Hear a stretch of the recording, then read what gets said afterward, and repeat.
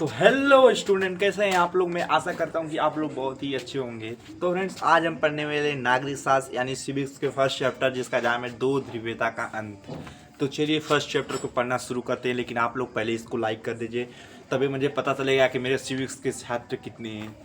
तो गाइस देखिए, सिविक्स के फर्स्ट चैप्टर में हमें इतना कुछ पढ़ाया जाता है कि गाइस अक्सर क्वेश्चन एग्जाम में यहीं से बनते हैं, फर्स्ट चैप्टर और लास्ट चैप्टर। क्योंकि गाइस इन दोनों चैप्टर में हम लोगों को कुछ ऐसा सिखाया जाता है ना, जो बीच में नहीं सिखाया जाता है। तो बीच में भी हम पढ़ेंगे और इसका भी पढ़ेंगे। तो पहले हम फर्स्ट चैप्टर दो ध्रुवीयता का अंत को पढ़ते हैं। चलिए शुरू करते हैं बिना बकवास किए। तो सबसे पहले हम लोगों को डायरेक्ट फुल क्वेश्चन नहीं पढ़ना है। सबसे पहले को हम लोगों को MTCQ क्वेश्चन पढ़ना है, यानी ऑब्जेक्टिव क्वेश्चन पढ़ना है, जो कि हमको एग्जाम में 1 मार्क्स के आते हैं, यानी टोटल 10 मार्क्स, 10 क्वेश्चन 10 मार्क्स। सुनिए, दूसरी दुनिया के देशों को किस रूप में जाना जाता है? दूसरी दुनिया के देशों में किस युग के जाना जाता है? तो गाइस इसमें आप लोगों को टिक लगाना है। अगर कहीं आपको समाजवादी देश के रूप में लिखा मिल जाए तो सिंपली आपको इस पे ही बिना सोचे समझे धड़ाक से टिक लगा देना है। यार लिखना है, 12th में तो लिखना होता है ना। पेस्ट्रोटाइका ग्लासेस नीतिया का संबंध किस देश से है? अफसोस सोवियत संघ से है। निम्नलिखित में से कौन सा देश का वाल्टिज गणराज्य के रूप में जाना जाता है? अरे भाई देखिए, इसमें दिया है लिथुआनिया, एस्टोनिया, लात्विया। तो इसमें से आपको इनमें से कोई नहीं पर टिक लगाना है, अगर आप लोगों को दिख जाए तो। सोवियत संघ का विघटन क्यों हुआ था? अभी इसके बारे में आप लोगों को विस्तार से भी बताऊंगा। तो इस क्वेश्चन को हम लोग छोड़ देते हैं, क्योंकि गाइस इसको मैं विस्तार से बताऊंगा आप लोगों को, ऐसे ही आप लोग नहीं समझ पाएंगे। 1991 की मुख्य घटना क्या है? 1991 की मुख्य घटना सोवियत संघ का विघटन है। विश्व राजनीति में दो ध्रुवीयता का अंत क्या कारण था? सोवियत संघ का विघटन, क्योंकि जब सोवियत संघ का विघटन होगा तो उसका भी अंत हो गया। तो इसको मैं हम विस्तार से बताएंगे आप लोगों को, टेंशन मत लीजिए। 1991 में सोवियत संघ का विघटन क्यों हुआ? भाई इसको भी आपको छोड़ देते हैं, क्योंकि इसको भी हम विस्तार से बताएंगे। जरूरत के वक्त कौन से देश ने, रूस ने अंतर्राष्ट्रीय उद्योग की मदद की थी?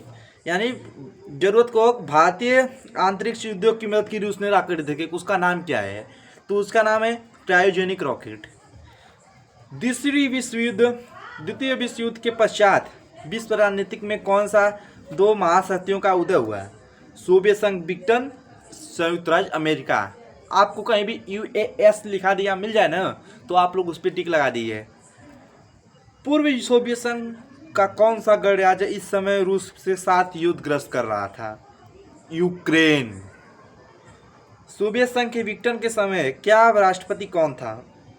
क्या है? सोवियत संघ के समय वहाँ का राष्ट्रपति कौन था? तो भाई ऑफकोर्स मिखाइल गोर्बाचेव। सोवियत संघ में कुल कितने गणराज्यों का समूह था? 15। मिखाइल गोर्बाचेव ने रूस के राष्ट्रपति पद पर क्यों त्यागपत्र दे दिया है? क्योंकि उस समय सोवियत संघ का विघटन हुआ और सन 1991 में इसने त्यागपत्र दे दिया। बर्लिन की दीवार को पूर्वी जर्मनी की आम जनता ने कब गिरा दिया था? 1989 में। 1917 की रूसी क्रांति किसके नेतृत्व में हुई? व्लादिमीर लेनिन के द्वारा, यानी व्लादिमीर लेनिन के द्वारा। अब चलिए हम लोग कुछ वर्णनात्मक प्रश्नों को पहले छोटा छोटा समझते हैं, फिर उसको फुल तरीके से समझेंगे। सोवियत संघ का विघटन कब हुआ था? सोवियत संघ का विघटन सन 1991 ईस्वी में हुआ था और ये शीत युद्ध के अंत का कारण बन गया। सोवियत संघ के 3 बड़े गणराज्य रूस, यूक्रेन, बेलारूस ने बोरिस येल्त्सिन के नेतृत्व में 11 दिसंबर, यानी मतलब दिसंबर लिख दीजिएगा, 1991 में संघ की समाप्ति की घोषणा कर दी। शीत युद्ध के समय प्रचलित किन्हीं 2 सैन्य संगठनों के नाम लिखिए। नाटो तथा वार्सा पैक्ट। नाटो तथा वार्सा पैक्ट। सॉफ्ट थेरेपी का मॉडल किसके नेतृत्व में निर्देशित था? सॉफ्ट थेरेपी का मॉडल विश्व बैंक और अंतर्राष्ट्रीय मुद्रा कोष द्वारा निर्देशित था। सोवियत संघ के विघटन का कोई एक परिमाण लिखिए। सोवियत संघ के विघटन का एक परिमाण द्विध्रुवीय व्यवस्था और एक ध्रुवीय व्यवस्था में परिवर्तन हो गया। अब केवल अमेरिकी ही समय एकमात्र महाशक्ति के रूप में शेष बचा था। अब अगला क्वेश्चन की ओर पढ़ते हैं दोस्त। पूर्वी यूरोप में उन देशों के नाम बताइए जो विभाजित होकर अलग अलग देश के रूप में जाने जाते हैं। चेक गणराज्य तथा स्लोवाकिया। दूसरी दुनिया के रूस में पहचाने जाने वाले 2 देशों के नाम लिखिए। पोलैंड तथा हंगरी। यार गाइस ये क्वेश्चन बहुत इंपॉर्टेंट है, इसको आप ध्यान से सुनिएगा क्योंकि गाइस ये दो नंबर के आते हैं। अब अगली क्वेश्चन के ओर बढ़ते हैं हम लोग।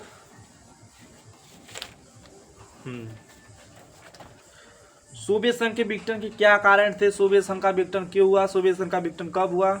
इसके प्रमुख कारणों का उल्लेख कीजिए। चलिए पढ़ते हैं। सोवियत संघ का विघटन सन 1991 हुआ था, मैंने आप लोगों को पहले ही बताया, तो इसको पढ़ते हैं। रूस में सन 1917 में हुई समाजवादी क्रांति के पश्चात समाजवादी सोवियत गणराज्य यूएसएसआर का अस्तित्व विश्व पटल पर उदय हुआ। यूएसएसआर का अस्तित्व विश्व पटल पर उदय हुआ। उत्तर क्रांति के आदर्श समाजवाद तथा समतापूर्वक समाज की मूल आवश्यकताएं थी कि इस क्रांति के माध्यम से पूंजीवादी व्यवस्था को विरोध किया जाए। मतलब उनकी एक मानधारा थी कि इस क्रांति की वजह से समाजवाद पर व्यवस्था पर पूंजीवादी का विरोध किया जाए। यह मानव इतिहास में व्यक्तिगत संपत्ति की संस्था को समाप्त करने तथा समाज की समानता के सिद्धांत पर सहज रचना को सबसे बड़ा प्रयास था। उक्त कृत्य में सोवियत प्रणाली के निर्माताओं ने प्राथमिक गणराज्य, महत्व राज्य तथा पार्टी की संस्था को दिया। सोवियत राजनीतिक प्रणाली का मुख्य केंद्र कम्युनिटी दल था, जिसमें किसी भी अन्य राजनीतिक दल अथवा विरोध विपक्ष के लिए कोई स्थान न था। अर्थव्यवस्थाएं पूर्णतया योजनाबद्ध एवं राज्य के नियंत्रणाधीन थी। अब इसके गाइस मुख्य कारण पढ़ देते हैं कि किस कारण से इसका विघटन हुआ और क्यों हुआ। सोवियत संघ के विघटन के प्रमुख कारण निम्नवत है। मैं आप लोगों को 7 कारण बताऊंगा। 7 कारण में से आप लोगों को 2-3 कारण को ध्यान से याद कर लेना है। मिखाइल गोर्बाचेव की खुलेपन की अवधारणा ने सोवियत संघ की गणराज्यों को स्वतंत्र होने में बहुत सारी प्रेरणा दी। साम्यवादी दल की शक्ति का निरंतर पतन हो गया। गोर्बाचेव ने सोवियत संघ की सैन्य शक्ति को कम करना तथा प्रारंभ कर दिया था। सोवियत संघ की अर्थव्यवस्था बदहाल थी। मतलब सोवियत संघ की अर्थव्यवस्था दोनों एकदम गिर चुकी थी गाइस, बदहाल हो गई थी। सोवियत संघ के बाल्टिक गणराज्यों का रूस तथा अंतर्गत विलय उनकी इच्छा के विरुद्ध किया गया था। मतलब सोवियत संघ ने बाल्टिक गणराज्यों का रूस के अंतर्गत उनकी इच्छा के विरुद्ध इसका विघटन किया था। वो नहीं चाहते थे कि सोवियत संघ का विघटन हो, लेकिन उन लोगों ने इसके विरुद्ध उसका विघटन कर दिया। सोवियत संघ ने खाद्यान्नों का संकट उत्पन्न कर दिया। सोवियत संघ ने खाद्यान्नों का संकट उत्पन्न कर दिया था। अफगान संकट में सोवियत संघ के पतन का कारण बना। अफगान संकट भी सोवियत संघ का, मतलब जब अफगान में संकट आया था तो यह सोवियत संघ के विघटन के कारण को, और मतलब इसकी वजह से ढेर सारा इसका हो गया विघटन, यही उसका महत्वपूर्ण कारक था। अब सोवियत संघ के विघटन का भारत पर क्या प्रभाव पड़ा? सोवियत संघ का विघटन भारत पर क्या प्रभाव पड़ा, इसका भी उत्तर हम आगे देखेंगे। पहले इसको मेन रूप से समझ लें। पेरेस्ट्रोइका और ग्लासोस्त का अर्थ क्या है, इसके बारे में बताइए। देखिए, पेरेस्ट्रोइका का अर्थ पूर्ण गठन, विशेष रूप से साम्यवादी अर्थव्यवस्था और राजनीतिक व्यवस्था का। सोवियत संघ अर्थव्यवस्था में बाजार अर्थव्यवस्था की कुल विशेषताओं को शामिल करके इसके परिणामस्वरूप वित्तीय निर्णय लेने के सुविकेंद्रीकरण भी पहुंचा, विकेंद्रण भी हुआ। ग्लासनोस्त का अर्थ खुलापन, विशेष रूप से सूचनाओं के संदर्भ में पारदर्शिता। इसी क्रम में सोवियत संघ का लोकतांत्रिक शुरू हो गया। अब मैंने जैसा कि आप लोग बताया था, मैंने आप लोगों को कि भारत पे इसका क्या प्रभाव पड़ा, इसका प्रश्न मैं आप लोगों को बताता हूँ। देखिए, इसका भारत पे क्या प्रभाव पड़ा। सोवियत संघ के विघटन की विश्व राजनीतिक में उसका महत्वपूर्ण परिवर्तन आए। भारत जैसे देशों के लिए सोवियत संघ के विघटन के परिणाम निम्नवत है। द्विध्रुवीय व्यवस्था एक ध्रुवीय व्यवस्था में रूपांतरित हो गई। मतलब जो ध्रुवीय व्यवस्था थी वह भारत में एक ध्रुवीय व्यवस्था के नाम पर रूपांतरित हो गई थी। अब केवल संयुक्त राज्य अमेरिका ही महाशक्ति रूप में बच गया। मतलब पहले हमारा भारत देश भी महाशक्ति के रूप में, महादेश के रूप में जाना जाता था, पर अब जो केवल है कि हमारा अमेरिका देश ही, मतलब अमेरिका हमारा जो एशिया महाद्वीप में पड़ता है, अमेरिका महादेश, अब वो सिर्फ एक ही महादेश है पूरा, मतलब एशिया जितना हमारा महाद्वीप है उसमें सिर्फ एक ही महादेश है जो कि संयुक्त राज्य अमेरिका है। पहले हमारा देश भारत भी महादेश के नाम से जाना जाता था, पर जब से मतलब इसका विघटन हो गया था तब से सोवियत संघ की वजह से हमारे एशिया में महाद्वीप में एक यूएस नाम का स्टेट है जिसे अमेरिका भी बोला जाता है, सिर्फ वही एक महादेश के रूप में है। अब हमारा भारत नहीं है। हमारा भारत कब था? 1990 में, क्योंकि जब 1991 में इसका विघटन हो गया तो अमेरिका ही एक महादेश के रूप में शेष बचा था। सोवियत संघ के विघटन के पश्चात अमेरिका के ऊपर आर्थिक रूप से विकासशील देशों की निर्भरता बढ़ी। मतलब जब जितने भी देश उस समय विकास कर रहे थे ना, सारा उसका कार्यभार जो अमेरिका के पास चल गया और अमेरिका अच्छी तरीके से विकसित हो गया। तो अमेरिका ने विकासशील देशों की पूंजीवादी अर्थव्यवस्था को बनाए रखने पर बल दिया। मतलब अमेरिका भी चाहता था कि कोई देश को मतलब अर्थव्यवस्था ना कि उस वजह से अमेरिका ने भारत को या फिर अन्य देशों के पूंजीवादी की भी मदद की, यानी पैसा की भी मदद किया। सोवियत संघ के विघटन के पश्चात विकासशील देशों जैसे अफगानिस्तान, ईरान आदि अमेरिका का आवश्यक हस्तक्षेप बन गया। मतलब जब अमेरिका विकास कर रहा था तो यहाँ पे कुछ देशों को मंजूर नहीं था कि अमेरिका विकास करे, क्योंकि गाइज अमेरिका विकास किया तो इन देशों का महत्व जो कि बहुत ही कम हो गया, जिसका नाम है अफगानिस्तान और ईरान, इराक आदि अमेरिका का हस्तक्षेप बन गया। विश्व में महत्वपूर्ण संगठनों जैसे संयुक्त राष्ट्र संघ के अमेरिका का प्रभुत्व कायम हो गया, पर हजार कोशिशों के बाद भी अमेरिका एक महादेश के रूप में स्थिर हो गया है। भारत जैसे अप्रत्यक्ष रूप में अमेरिका की मदद लेने वाले अमेरिकी राजनीति नागरिक समर्थन करने लगे। उत्तरदायी लोकतांत्रिक राजनीतिक व्यवस्था विकासशील देशों में सर्वश्रेष्ठ के रूप में उभर कर सामने आई। इस तरह हम कह सकते हैं कि सोवियत संघ के विघटन का सारा विश्व, विशेषकर भारत जैसे विकासशील देशों पर बहुत प्रभाव पड़ा। सोवियत संघ ने समाजवादी व्यवस्था के विघटन के बाद कई समाजवादी देशों में भी समाजवादी का विघटन हो गया, जैसे यूगोस्लाविया का विघटन। देखिए जब सोवियत संघ का विघटन हुआ ना, तो साथ ही साथ 2-3 देश का विघटन हो गया। पहला था यूगोस्लाविया का विघटन। अन्य समाजवादी देशों में परिवर्तन की मांग उठने लगी। विश्व के अधिकतर देश अमेरिकी पूंजीवादी व्यवस्था का समर्थन करने लगे। जब अमेरिका सभी को पूंजीवादी प्रदान कर रहा था ना, तो मतलब सब लोग उसका समर्थन में आ गए कि हाँ भाई अमेरिका को महादेश बनने दो, ये हम लोगों की मदद कर रहा है वैसे वैसे। तो अमेरिका इस वजह से, क्योंकि गाइस अमेरिका के मन में कोई कल छपट नहीं थी, वह सभी देशों को आगे बढ़ाना चाहता था। पर जब उसने मतलब उसके जो दुश्मन राष्ट्र थे उन लोगों उसको नहीं चाहते थे, बड़े जो उसके मित्र राज्य थे वह सोचे कि मित्र राष्ट्र है हमारा, इसको आगे बढ़ाते हैं। जब उन अमेरिका ने इन देशों को पूंजीवादी व्यवस्था प्रदान की ना, तब ये लोग और मतलब और ज़्यादा कोशिश करें कि महादेश के रूप में अमेरिका जाना जाए। तो इसका यही भारत पे प्रभाव पड़ता। खासकर भारतवासियों ने इसको महादेश बनाने में सहयोग दिया है। संयुक्त राज्य अमेरिका का सोवियत संघ की विचारधाराओं के किन्हीं 2 विशेषताओं का वर्णन कीजिए, या फिर सोवियत संघ के अथवा संयुक्त राज्य अमेरिका की अर्थव्यवस्था में विभेद का 3 विशेषताओं का उल्लेख कीजिए। सोवियत राजनीतिक प्रणाली की इन्हीं 2 विशेषताओं का वर्णन कीजिए। देखिए संयुक्त राज्य अमेरिका की विचारधारा क्या है, उसकी विचारधारा क्या है। संयुक्त राज्य अमेरिका का विचारधारा 2 या 3 प्रमुख विशेषताएं हैं। पहली है इसकी विचारधारा जो इन्होंने 2 नहीं बल्कि 3 विशेषताएं विचारधारा प्रकट की है। पहले हम पहली विचारधारा के ऊपर प्रकाश डालते हैं। इसकी अर्थव्यवस्था पूंजीवादी अर्थव्यवस्था पर आधारित थी। इससे अभिप्राय ऐसी आर्थिक प्रणाली से है जिसमें उत्पत्ति के सभी साधनों पर निजी व्यक्तियों का स्वामित्व व नियंत्रण होता है तथा आर्थिक क्रियाओं का संचालन निजी हित व लाभ प्रेरणा के उद्देश्य से किया जाता है। यह सरकार के आर्थिक कामकाज के प्रबंध में किसी भी प्रकार का हस्तक्षेप नहीं करती है। अब दूसरी विचारधारा क्या है।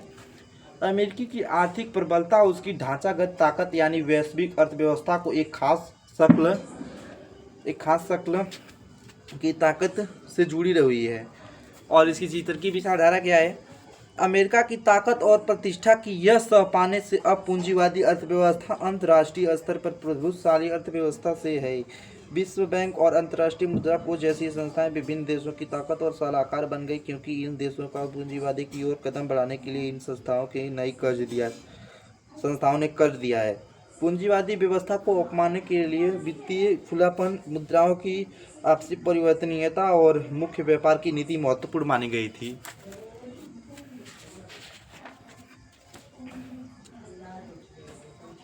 अभी तो हम लोगों ने अमेरिका की विचारधारा देखा, अब हम लोग सोवियत संघ की विचारधारा देखेंगे। सोवियत संघ भी क्या बोल रहा है भाई। देखिए सोवियत संघ की विचारधारा निम्नलिखित 3 है। इसकी भी 3 ही है, हम छोटा छोटा समझते हैं क्योंकि गाइस इसमें बहुत बड़ा दिया है। आप लोगों को बताने लगा तो 1 घंटा लग जाएगा। पहली है, इसका उदय पूंजीवादी व्यवस्था के विरोध में हुआ था। उस समय रूस में हुई 1917 साम्यवादी क्रांति के बाद अस्तित्व में आई। यह मानव इतिहास में निजी संपत्ति की व्यवस्था को समाप्त करने और समानता को सिद्धांत के संक्षिप्त रूप से रचने की सबसे बड़ी कोशिश थी। ऐसा करने से सोवियत प्रणाली के निर्माताओं ने राज्य और पार्टी की संस्था को प्राथमिक महत्व दिया। संघ की अर्थव्यवस्था साम्यवादी अथवा समाजवादी अर्थव्यवस्था पर आधारित थी। अब इसकी दूसरी विचारधारा क्या है? राजनीतिक सोवियत संघ राजनीतिक प्रणाली को दूसरी कम्युनिस्ट पार्टी थी। इसमें किसी अन्य राजनीतिक दल था या विपक्ष की जगह नहीं थी। अर्थव्यवस्था योजनाबद्ध और राज्य के नियंत्रण में थी। अगला तीसरा जो है, सोवियत संघ की विचारधारा प्रणाली उत्पन्न थी। उसके पास विकास और ऊर्जा संसाधन थे, जिससे खनिज तेल, लोहा और इस्पात का मशीनरी उत्पादन शामिल है। इससे दूर दराज के इलाके में आवागमन की सुव्यवस्थिति और विशाल प्रणाली के कारण आपस में जुड़े हुए थे। अब जो हम लोगों को इम्पोर्टेंट क्वेश्चन था जो 2025 में आया था, तो इसको भी थोड़ा रिवीजन कर लेते हैं, क्योंकि गाइस ये सिर्फ 2025 में ही आया था। अगर हो सकेगा तो 2026 में भी आने की इसकी 100% नहीं बोल सकता, 100 में से 75% आने की संभावना है। तो चलिए इसका भी देख लेते हैं। द्वितीय विश्व युद्ध के बाद सोवियत संघ एक महाशक्ति बनने में सहायक कारकों की विश्लेषण कीजिए। देखिए, द्वितीय विश्व युद्ध के बाद सोवियत संघ को एक महाशक्ति बनने में सहायक कारक निम्नलिखित हैं। पहला, सोवियत संघ की विचारधारा प्रणाली उत्पन्न थी। उसके पास विशाल और संसाधन था, जिससे खनिज तेल, लोहा और इस्पात तथा मशीनरी उत्पादन शामिल है। सोवियत संघ के दूर दराज के इलाके में भी आवागमन सुव्यवस्थिति और विशाल प्रणाली के कारण आपस में जुड़े हुए थे। सोवियत संघ के घरेलू उपभोक्ता उद्योग भी बहुत उत्पन्न था और पिन से लेकर कार तक का सभी चीज़ों का उत्पादन यहाँ होता था। अब हम लोग इसके कारण तो बहुत है। अगर कारण बताने लगेंगे ना तो आप लोगों को देखते देखते वीडियो को बिहान हो जाएगा और मुझे बताते बताते सुबह हो जाएगी। तो ऐसा नहीं करना है हम लोगों को। हमको कुछ ऐसा ही जो बताना है। ज़्यादा बता क्या करेंगे जब एग्ज़ाम में नहीं आएगा। तो आप लोगों को मैं इतना अध्ययन कराता हूँ कि जो आप लोगों को एग्ज़ाम में भी आ जाए और आप लोग को समझ भी आ जाए। क्योंकि देखता हूँ कि बहुत से यूट्यूब पर बहुत से लोग जो हैं यूट्यूब पर इतना ज्ञान बांटते हैं कि हम बच्चों को समझ में नहीं आता है कि हम क्या सुने। तो हम लोगों को भाई उतना ही समझाए जो हम लोग समझ सकें। अगर आप लोग एक बोतल में एक्स्ट्रा पानी भरेंगे तो पानी कहाँ जाएगा? बोतल में नहीं जाएगा बल्कि बाहर जाएगा। तो हम लोगों को उसको बताना पड़ेगा कि हम लोगों के हिसाब से हम लोगों को चाहिए ना। तो ज़्यादा हम नहीं बोर करना, क्योंकि गाइस आपकी तरह मैं भी एक स्टूडेंट हूँ और मैं समझता हूँ। सुनिए, सॉफ्ट थेरेपी क्या है? साम्यवादी के पूंजीवादी की तरह संक्रमण यह सबसे बेहतर तरीका क्या था? सॉफ्ट थेरेपी क्या है, संक्षेप में बताइए। सॉफ्ट थेरेपी के क्या परिमाण हुए, संक्षेप में बताइए। सॉफ्ट थेरेपी क्या है, इसके परिमाण हुए। सॉफ्ट थेरेपी से आप क्या समझते हैं, इसके परिणामों का उल्लेख कीजिएगा। इस देखिए, एक ही प्रश्नों को कितना घुमा घुमा के दिया है कि हम लोगों को यह परेशान कर सकें। भाई ऐसा क्यों? आइए बताता हूँ। सोवियत संघ के विघटन के बाद रूस, मध्य एशिया, गढ़ राज्य और पूर्वी यूरोप के देश साम्यवादी से पूंजीवादी के और संवरण एक विशेष मॉडल बना। रुकिए, मैं आप लोगों से एक क्वेश्चन करता हूँ। पूर्वी एशिया में कितनी जनसंख्या सर्वाधिक है या फिर दक्षिण एशिया में जनसंख्या सर्वाधिक है? आप लोग का ऑप्शन क्या होगा मैं बताता हूँ। अगर आपसे पूछे एग्जाम में कि सबसे ज़्यादा जनसंख्या किस एशिया के किस भाग में विराजमान है, तो आप लोगों को कहना है पूर्वी एशिया है। क्योंकि गाइस पूर्वी एशिया जो है ऊपर की तरह और दक्षिण एशिया जो है नीचे की तरह, और दक्षिण एशिया के इलाके में बहुत ही कम जनसंख्या है क्योंकि इसमें कम जनसंख्या वाला देश है। और जो पूर्वी एशिया है उसमें भारत और चीन, ये दो देश जो कि पूर्वी एशिया को और जनसंख्या बढ़ाने में मदद करते हैं। तो आप लोगों को पूछे कि एशिया में सबसे ज़्यादा जनसंख्या किस क्षेत्र में है, तो आप लोगों को कहना है पूर्वी एशिया। दक्षिण एशिया पर टिक लगाएंगे तो गलत हो जाएगा, तो पूर्वी एशिया कहना है। विश्व बैंक और अंतर्राष्ट्रीय मुद्रा कोष द्वारा निर्देशित इस मॉडल को सॉफ्ट थेरेपी कहा गया। आप लोगों के मन में आया होगा कि सॉफ्ट थेरेपी कोई मैन है। भाई ये मैन नहीं है, मैं बताता हूँ क्या है। अंतर्राष्ट्रीय मुद्रा कोष को द्वारा निर्देशित इस मॉडल को सॉफ्ट थेरेपी कहा गया। मतलब जो अंतर्राष्ट्रीय बैंक ने निर्धारित किया था उस मॉडल को सॉफ्ट थेरेपी के नाम से जाना जाता था। पहले जब मैं सॉफ्ट थेरेपी का नाम सुना तो हम सोचे कि कोई आदमी होगा, लेकिन ये आदमी नहीं है, तो विश्व बैंक का एक अथवा मॉडल है जिसको सॉफ्ट थेरेपी के नाम से पहचाना गया था। सॉफ्ट थेरेपी में सबसे मुख्य पहलू था निजी स्वामित्व को होना। मतलब इसमें जो चैप्टर था, इसमें एक सबसे निजी पहलू था। इसमें क्या निजी पहलू था? निजी स्वामित्व का होना था। शॉक थेरेपी के द्वारा राज्य की संपन्नता के निजीकरण तथा व्यवहारिक ढांचे को उसकी समय अपनाने की बात की गई, लेकिन जिसके द्वारा सामूहिक फार्म को निजी फार्म में बदला गया था और पूंजीवादी पद्धति से खेती आरंभ की गई। अधिक से अधिक व्यापार करके विकास के लिए मुद्रा कोष यानी मुक्त व्यापार को अपनाया गया। पूंजीवादी व्यवस्था को अपनाने के लिए वित्तीय खुलापन तथा मुद्राओं का आपसी परिवर्तन में विविध महत्वपूर्ण था। आपसी भी महत्वपूर्ण था। ये क्या है? इस संक्रमण काल सोवियत खेमे के देशों के बीच व्यापारिक संगठबंधनों को समाप्त करने के सीधे पश्चिमी देशों से जोड़ा गया था।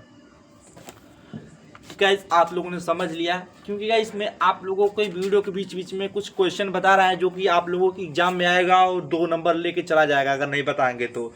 क्योंकि गाइस 2 नंबर गाइस एग्जाम में 1 नंबर भी इंपॉर्टेंट होता है। अगर 1 नंबर आपका कम हो जाएगा तो आपका परसेंटेज कम हो सकता है। तो 1 नंबर क्यों जाने दे भाई, अगर समझ लेंगे तो अच्छी बात है। फालतू की रील देखने से क्या होगा, जब आप लोग ज्ञान की वीडियो नहीं देखेंगे तो क्या होगा। तो 2 नंबर को हाथ से नहीं जाना देना है। इस बार हम लोग को बोर्ड एग्जाम में जितना हो सके इतना मेहनत करना है, क्योंकि गाइस बोर्ड एग्जाम हम लोगों का बहुत ही नज़दीक आ चुका है, आप लोग जानते ही हैं। तो इसके हिसाब से हम लोगों को मेहनत करनी पड़ती है। इसके कुछ प्रमुख परिमाण बता देते हैं, जिसमें इसके शॉक थेरेपी के मुख्य परिणाम क्या थे, परिमाण भी आप लोगों को बता देते हैं। सोवियत संघ के मुख्य परिणाम। सोवियत संघ पूर्व सोवियत संघ रूस का गणराज्य द्वारा नियंत्रित अयोग्य ढांचा चरमरा गया, क्योंकि लगभग 90% उद्योगों को निजी हाथों में या कंपनियों को बेच दिया गया था। इसे इतिहास सबसे बड़ी गणराज्य सेल कहा गया। जब सोवियत संघ का विघटन हुआ था गाइस ना, सोवियत संघ में करोड़ों लाखों मतलब 100% में से 90% कार थी, जिसे दुनिया का सबसे बड़ा गैरेज कहा गया था। इसी वजह से जब सोवियत संघ में पता चल गया कि 90% 100% में से इस बड़ा गैरेज है, तो इसको सोवियत संघ का विघटन यानी कि इसको ख़त्म कर दिया गया।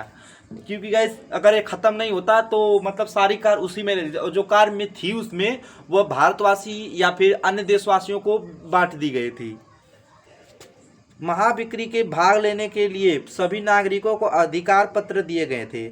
हाँ, ऐसे ही नहीं सबको बांट दिए गए थे। जब मतलब जिसका नाम भारत में मतलब जनगणना के अनुसार था, जो 1901 में जनगणना थी, वह बहुत ही प्रसिद्ध जनगणना थी गाइस। इसके वजह से उसमें जितनी लोगों का नाम था उन लोगों को ही सिर्फ कार दिए गई, या फिर अन्य गैराज में जो सामान थी वह दी गई।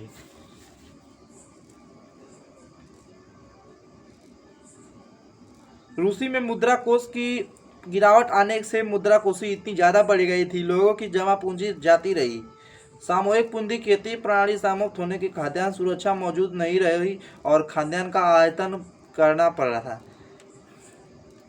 लगभग जो उसमें 99% थी उसमें से मतलब 80% तो ख़त्म हो गया, बाकी जो 10% था उसको बांट दिया गया। फिर क्या किया गया, बहुत से लोगों को मिला, बहुत लोगों को नहीं मिला, तो उसके बारे में हम लोग नहीं बात करें तो अच्छा रहेगा। क्योंकि गाइस ये चीज़ें जो है एग्जाम में इम्पोर्टेंट नहीं है कि क्या हुआ क्या नहीं हुआ, हमें तो सिर्फ इतना बताता है मुख्य कारण क्या थे, इसके मुख्य पहलू क्या थे, कौन था, क्या था, इसका जन्म कब हुआ था, जन्म नहीं हुआ था, यही बताना है।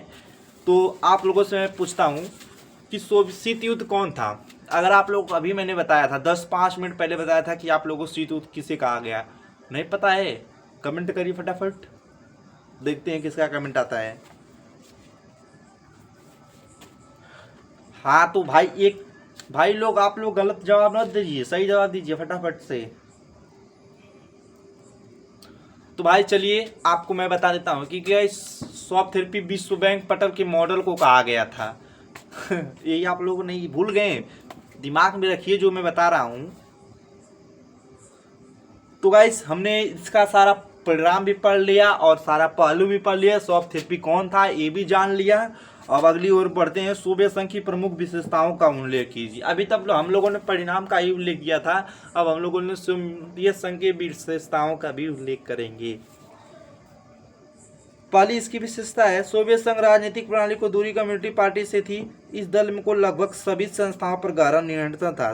दूसरी, सोवियत आर्थिक प्रणाली योजनाबद्ध एवं राजनीति के नियंत्रण में थी। तीसरी, सोवियत संघ के समष्टि संपत्ति पर राज्य का स्वामित्व एवं नियंत्रण था। सोवियत संघ की संचार प्रणाली बहुत ही उत्पन्न थी। इसके दूर दराज के क्षेत्र में आवागमन की शुभ स्थिति एवं विशाल सोवियत संघ विशाल प्रणाली के कारण आपस में जुड़े हुए थे। गाइस हमने आप लोगों को कितने कारण बताए, टोटल 4 कारण बताए। 4 कारण में से एग्जाम में लिखने के लिए 2 या 3 आते हैं, क्योंकि मैंने आप लोगों को एक एक्स्ट्रा बताया कि इसलिए कि आप लोगों को 4 में से 3 पसंद आया होगा, एक नहीं पसंद आया होगा तो आप लोग उसे छोड़ भी सकते हैं, कोई ज़रूरत नहीं है। तो गाइस कारण एक्स्ट्रा हमेशा बताना चाहिए, क्योंकि गाइस अगर मैं आप लोगों को एक्स्ट्रा बताऊंगा रहूँगा तो आप लोग भी वीडियो देख के जाएंगे, कहेंगे हाँ यार आपने, हाँ सर आपने बताया कि मुझे समझ में आ गया। तो चलिए अगला, शीत युद्ध की समाप्ति के क्या कारण थे। पहले तो ये जान लीजिए शीत युद्ध की समाप्ति कब हुई थी गाइस, ठीक उसी समय हुई थी जब हम लोगों का सोवियत संघ का विघटन हो गया था। भारत और अमेरिका महादेश के रूप में जाने जाते थे, तभी ठीक उसी समय सोवियत युद्ध का विघटन हो गया था, यानी शीत युद्ध का समाप्ति का कारण बन गया था। साधारण शब्दों में कहें तो सोवियत संघ का विघटन हुआ, उसी समय शीत युद्ध का कारण बन गया था सोवियत संघ। 1991 में कई गई कारणों सोवियत संघ का विघटन हो गया है, जिससे शीत युद्ध की समाप्ति को चिन्हित किया गया, क्योंकि दो महाशक्तियों में से एक अरब कमजोर पड़ गया था। सोवियत संघ के विघटन के प्रमुख कारण निम्न प्रकार है। पहला क्या था, सैन्य कारण। क्या था, सोवियत संघ के अगर पूछे कि क्या कारण थे, हमें 2 कारणों का नाम बताइए, तो आप लोगों को पहले करना है सैन्य कारण, उसके बाद मिखाइल गोर्बाचेव की नीतियाँ। पहले सैन्य कारण में हम लोग पढ़ रहे हैं, अंतरिक्ष और हथियारों को प्रतिस्पर्धा में सैन्य आवश्यकताओं को पूरा करने में सोवियत संघ के संसाधनों का बड़ा नुकसान हो गया था यार गाइस। सैन्य कारण में इसका नुकसान हुआ था, अभी इसको पढ़ते हैं, मिखाइल गोर्बाचेव की क्या नीतियाँ थी, क्योंकि गाइस इसमें भी मुख्य योगदान था। मित्र प्रयास होती सोवियत संघ अर्थव्यवस्था, सोवियत अर्थव्यवस्था में सुधार के लिए भाई इसमें सुधार कब हो गया, सुधार के लिए गोर्बाचेव ने ग्लासnost, खुलेपन और पेरेस्ट्रोइका नीतियों का अपनाया। अगला है ग्लासnost का उद्देश्य राजनीतिक परिचय का उदारीकरण था। बस गाइस आपको मैं सिर्फ 2 कारण बताऊंगा, क्योंकि गाइस हर चीज़ में मैं 2 कारण बताता हूँ कि गाइस जो कारण आते हैं एग्जाम में पता है कैसे लेगा, कहेगा कि मिखाइल गोर्बाचेव की 2 नीतियों का उल्लेख कीजिए, या फिर मिखाइल गोर्बाचेव की 1 नीतियों का उल्लेख कीजिए, या फिर मिखाइल गोर्बाचेव की 2 नीतियां क्या थी, ऐसे ऐसे करके क्वेश्चन पूछता है।